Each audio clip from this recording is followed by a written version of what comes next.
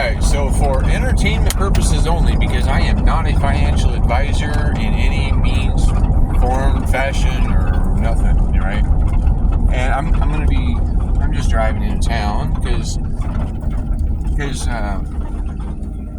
somebody in my past, my grandfather, he did teach me a little bit about how to manage my money, right? I mean, they taught me that if I wanted something, I should save up my money to get it, because then when I'm holding all of the cash or silver, preferably silver, but cash is good too for a while. If I'm holding everything that I've earned and I want to hand it over to somebody else to get something from them that I want, I'm going to really know if it's worth it, right? But, in today's culture, they've promoted debt as being the way to be financially affluent. But that's only benefiting the banks, right? Or no, it's not only benefiting the banks, because debt can be a good thing if you are using it in a way that it builds you more money than what the debt requires to be paid each month, right? So, when I started my business, I borrowed $8,000 against the value of my house, right? And so I got $8,000, but I only had to pay back like $300 a month, right? On the terms of the loan. And so I knew that if I had $8,000 that I could get my business started, and I trusted myself because I was selling my time to other people for a long time, and I was making them a lot of money regularly and consistently without many hiccups at all involved. And so when I realized that I'm making somebody else a whole lot of money with my time and what I'm doing, that my time is valuable. And the only thing that I was missing that those people had is a business license and the van and the advertising and the means to write me a paycheck even before we got paid for a job that I did, right? That was the only thing. They weren't really teaching me anything anymore. They weren't really providing me the tools that I needed. Most of my hand tools I already had, right? Because those are a personal tool. They provided a few tools, and this is what I used that $8,000 to do. I bought me a $2,000 van, and I built a business that 8 months later, I was able to go pay cash on a very nice van. It was like coming out of a warehouse. It was a 20-foot box truck, and it got horrible fuel mileage, but you don't need to keep driving back and forth across town when you have all the parts you need right in your truck. So if you're just driving your warehouse from job to job to job to job, it was a really good investment. And then, in 9 years, I was able to retire because I was like, look, I don't need this much stress in my life. And I decided that that's a whole nother story. We're going here with financial stuff. So in finances, you want to make sure that you have items that are always going to be valuable, right? And there's been a lot of talk about the US dollar. And I've been waiting for a long time for basically for the dollar to not be worth anything, because when you learn about fractional reserve lending and you learn about how the banks, so money is a flow of energy, right? When I use my energy, my human potential at creating things, and my knowledge and my wisdom and my skills, when I use those, people hand me money because they don't have anything else that I want, right? You know, I've handed my money or my time over for things. You know, this one lady, I went to her house and her form, well, she had different forms of money, right? But so when I finished fixing her toilet, because, you know, people need their toilets fixed, I came out and I told her, I'm like, all right, well, we're all done. And so she grabbed her checkbook, which she was going to write basically an IOU, and then the bank was going to honor that IOU, and I could have gotten cash for fixing her toilet, right? But since I saw that she had been performing work using the grapes that were growing out in her yard, and she was making jelly, and it smelled really good. And I was like, well, God, those look pretty good. And so I was like, well, hey, instead of writing out one of those checks, how about you just give me like 5 jars of jelly? I mean, it was an easy job, right? I mean, I showed up, made a couple little adjustments, and it was something that if I'm a hard ass, I could have charged her $100 for, or more. But I saw that there was way more than 6 jars of jelly. I mean, this lady's a go-getter, right? But I asked her, I'm like, well, hey, how about 6 jars of jelly, and we can call it square. And she looked at me like, what? And I'm like, yeah. I was like, I said, my grandma that used to make jellies and stuff, she's dead. And I said, I don't get that stuff nearly as often as I'd like, like real stuff, And so, and she's like, well, yeah, all right. I'm willing to trade you. So she traded 6 jars of jelly for a plumbing call.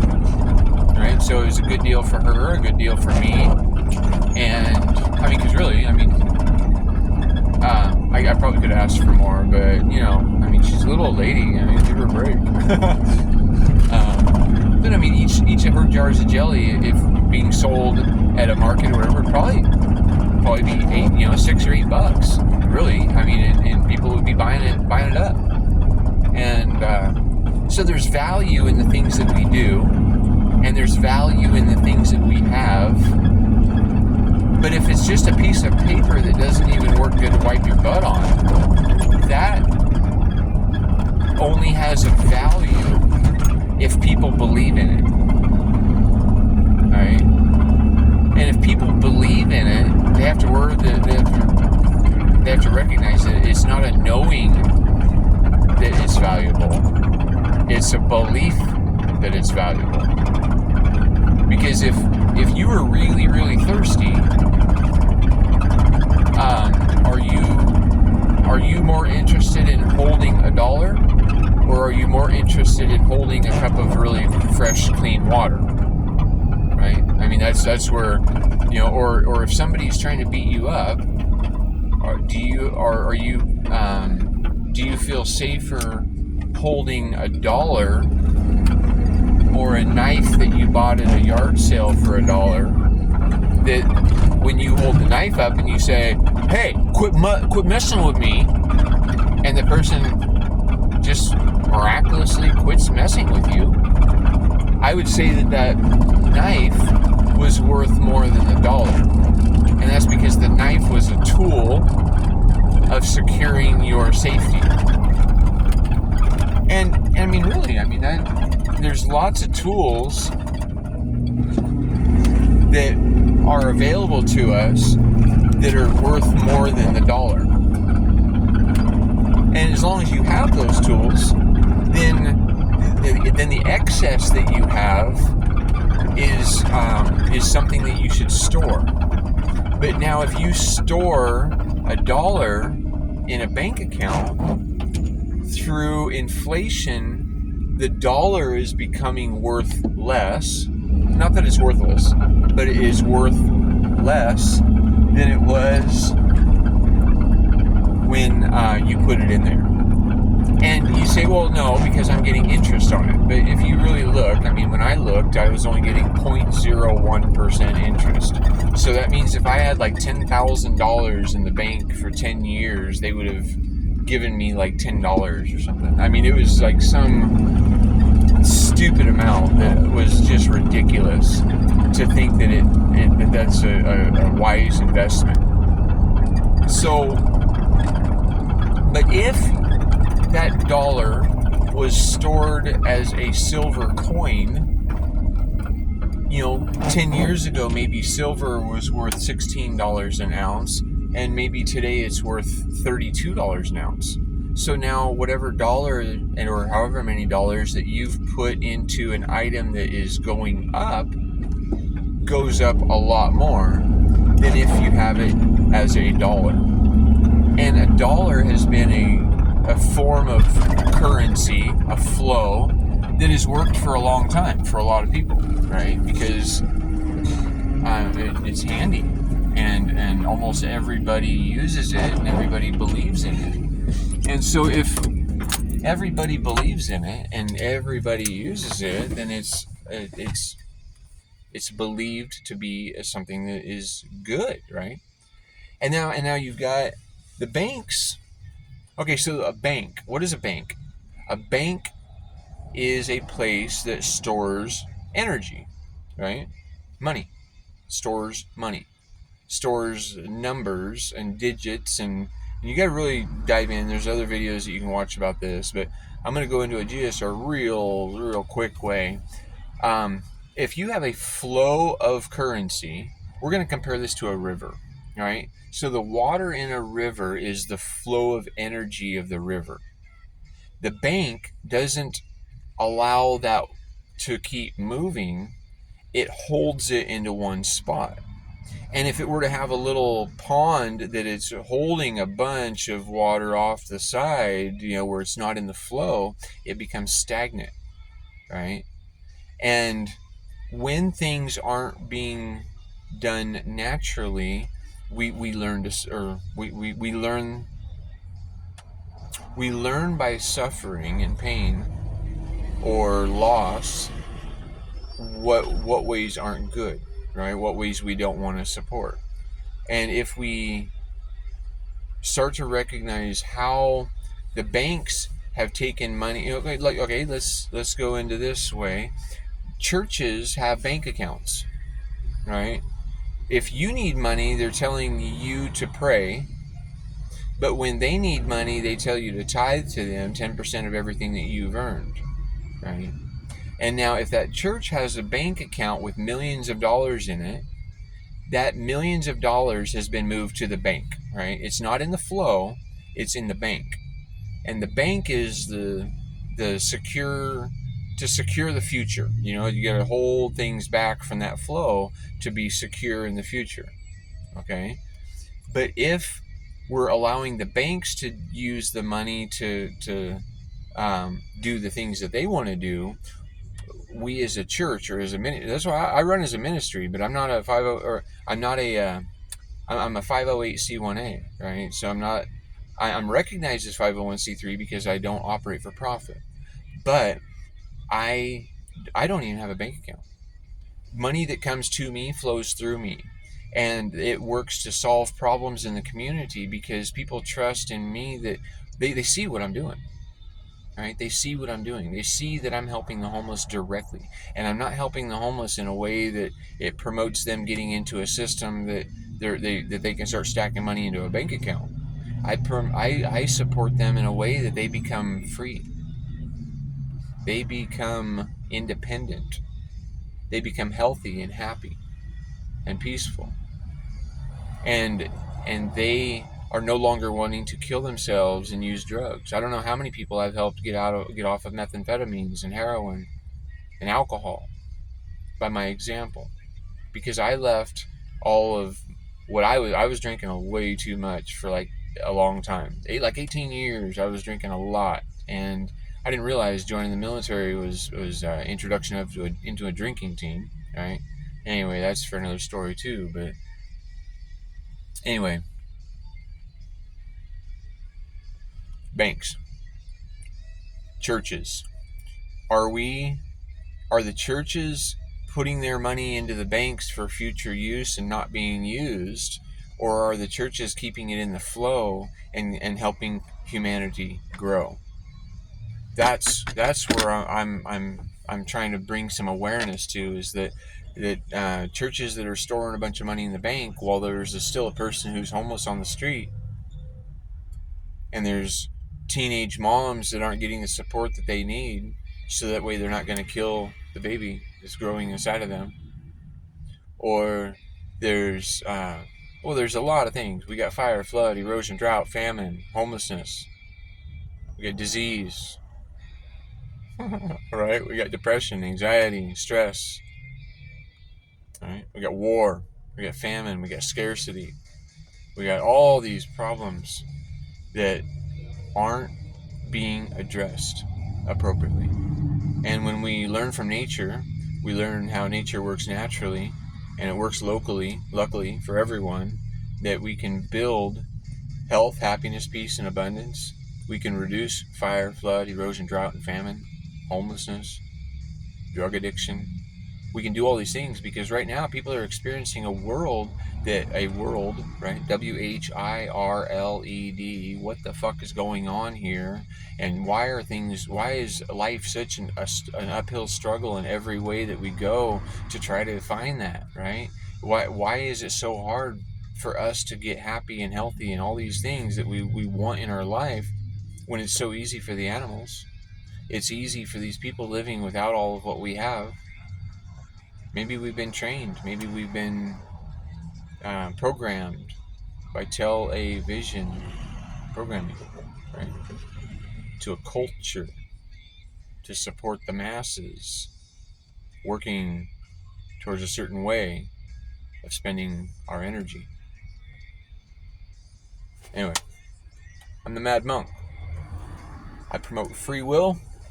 Right here, I'm trying. Let's see, free will. And my ministry is Free Will Ministry. And if you like what I have to say, share it. Because a simple thought heard out loud can shift the course of humanity. And I've been very lucky. I've had some really cool mentors in my life that when I have listened to them and listened to what they have to say, and recognize that their years, decades, their decades of time here might hold more information than I do, I listen. I got 2 ears, I got 2 eyes, right? I got 2 nostrils, and I only got 1 mouth. So sometimes I should shut up and listen, right? And I should recognize that there might, if I'm only talking, I'm regurgitating the things that I already know, and I'm not going to really learn much. But if I listen to those who care about me, and those who are putting themselves out there and giving me their time, giving me their energy, that I have a chance to grow beyond what I knew before. So anyway, please like, share, subscribe, and we are capable of locally operating efficiently. And well, look at them guys in North Carolina. The government said, well, it looks like it's going to be about a year before we get that road going back out there. Yes, sir. Yeah.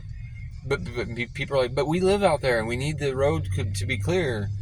And half a dozen rednecks, they showed up with their equipment that they borrowed from their buddy, and they said, hey, we got bulldozer, and we got some chainsaws, and we got some excavators, and let's see what we can do to fix that road. And they had it fixed within less than a week, right? They had that road, and it wasn't perfect blacktop with little stripy lines on it, but I mean, it was a road that you can get back through to get back to your house. Whereas the government was saying it's going to take a year and millions of dollars, so we're going to have to raise your taxes, citizen. And the rednecks were like, shit, I'll do it for free.